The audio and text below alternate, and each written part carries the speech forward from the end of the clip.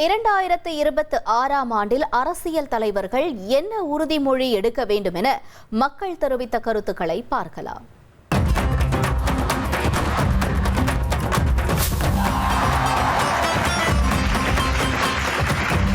குடிமக்கள்கிட்டயே போயிட்டு அரசியல் தலைவர்கள் இந்த வருஷம் என்ன மாதிரி ரெசல்யூஷன் எடுப்பாங்க, அப்படி எடுத்தால் அது மக்களுக்கு எந்த வகையில் பயனுள்ளதாக இருக்குன்னு கேட்டு தெரிஞ்சுப்போம். இப்போ இவர் ஸ்டாலின் என்ன இந்த வருஷம் ரெசல்யூஷன் எடுக்க வாய்ப்பு இருக்குன்னா? ஸ்டாலின் இந்த வருஷம் என்னன்னா கடந்த ஆண்டுகள் போல் மக்களுக்கு இந்த ஆண்டு செய்யணும்னு அவர் எதிர்பார்ப்பார். அதுக்கேற்ற மாதிரி அவருடைய எம்எல்ஏக்கள் மந்திரிகள் எந்த அளவுக்கு ஒத்துழைப்பு தராங்கன்னு அது ஒரு கவலையாகவே இருக்குது அவருக்கு. ஏற்கனவே எம்எல்ஏ எம்பிக்கெல்லாம் தினந்தோறும் எந்திரிச்சு எனக்கு ஒரு கவலையாகவே இருக்குது, என்ன நீங்கள் ஸ்டேட்மெண்ட் கொடுப்பீங்கன்னு. அந்த கவலைகள் இருக்கக்கூடாதுன்னு நினைப்பாரு, மக்களை சந்திக்கணும்னு நினைப்பாரு. எடப்பாடி பழனிசாமி ரெசல்யூஷன் எடுப்பாருங்க. எடப்பாடி பழனிசாமி என்னன்னா கட்சியை தான் கண்ட்ரோலில் வச்சுக்கணும், ஏன்னா இப்போ வெளியே நீக்கினரில் மீண்டும் உள்ளே வந்தால் கட்சி நம்ம கண்ட்ரோல் விட்டு போயிடும் அப்படிங்கிற ஒரு எண்ணத்தில் இருப்பார். ஜெயிக்கிறமா இல்லையா கட்சியை தான் கண்ட்ரோலில் வச்சுக்கணும்னு மெயினாக எடப்பாடி அவர்கள் நினைப்பார். பிரேமலதா அவங்களோட ரெசல்யூஷன் என்ன இருக்கும் இந்த வருஷம்? அவருக்கு என்னன்னா இப்போ மேல் சபையில் நமக்கு சீட்டு தருவாங்களா அல்லது எம்எல்ஏக்கள் எவ்வளோ சீட்டு தருவாங்க அப்படிங்கிற அவருக்கு அந்த கனவு இந்த ஆண்டுகள், ஏன்னா 2026 தேர்தல் வரப்போகுது, அதனால் அவருக்கு அந்த கனவு இருக்கும். சீமான் என்ன வழக்கம் போல தான் நாம் தமிழர் தேசியம், நான் தான் தமிழன்னு அவர் நிலைப்பாட்டை எடுப்பார். மற்றபடி திடீர்னு அவர் ஆரியர்களை வச்சு நான் திராவிடத்தை ஒழிப்பேன்னு திடீர்னு அந்த பக்கம் அப்படியே சங்கிகள் பக்கம் அவர் போவார். அவர் எந்த நிலையில் இருப்பார்னு யாருக்குமே தெரியாது. உதயநிதி ஸ்டாலின் என்னன்னா மீண்டும் ஆட்சியை நாம் கொண்டு வந்து வைக்கணும். 2026 நடைபெறும் சட்டமன்ற தேர்தலில் மீண்டும் தமிழகத்தில் நம்ம ஆட்சியை பிடிக்கணும். இந்திய அளவில் இந்தியா கூட்டணிக்கு ஒரு பெருமையை நம்ம தலைமையில் ஏற்படுத்தி கொடுக்கணும். அவர் 2026 ஒரு கனவு கண்டிப்பாக இருக்கும். ஸ்டாலின் என்ன ரெசல்யூஷன் எடுப்பார் நினைக்கிறீங்க?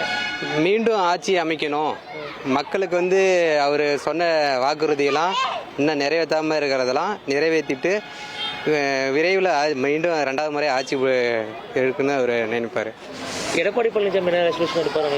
எடப்பாடி பழனிசாமி கட்சியிலேருந்து வெளியேற்றினீங்களே கூட்டணி இதெல்லாம் பற்றி ஒரு குழு போட்டு ஒருங்கிணைச்சு அடுத்த ஆட்சி எப்படி பிடிக்கலாம் அப்படிங்கிற ஒரு திட்டமிடல் பண்ணுவார்.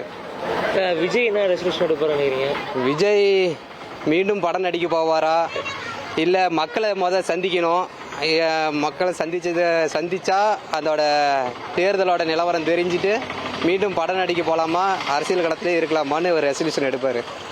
இவர் பிரேமலதா என்ன ரெசல்யூஷன் எடுப்பாங்க? பிரேமலதா விஜயகாந்த் விட்டுட்டு போன இடத்த மகனையும் தம்பியும் வச்சு அதை நிரப்பணும், மக்கள் மன்றத்தில் ஜெயிச்சுட்டு எம்எல்ஏவோ எம்பியாவோ தன்னோட கட்சி மெம்பரை யாரோ ஒருத்தர் ஆக்கணும் அப்படின்னு ஒரு ரெசல்யூஷன் எடுப்பாங்க. சீமான் புரட்சி பண்ண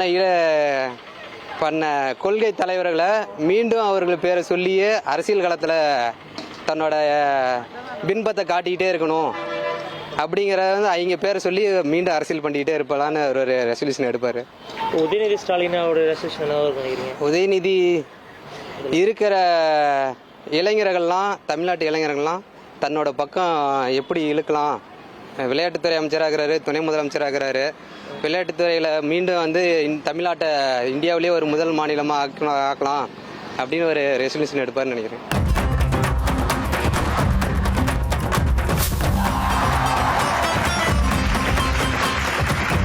ஒரு கோடியே 25 லட்சம் மனங்களை வென்ற தந்தி டிவி யூடியூப் சேனல். தவிர்க்க முடியாத தம்ப்நெயில்ஸ், கலக்கலான கான்டென்ட்ஸ்.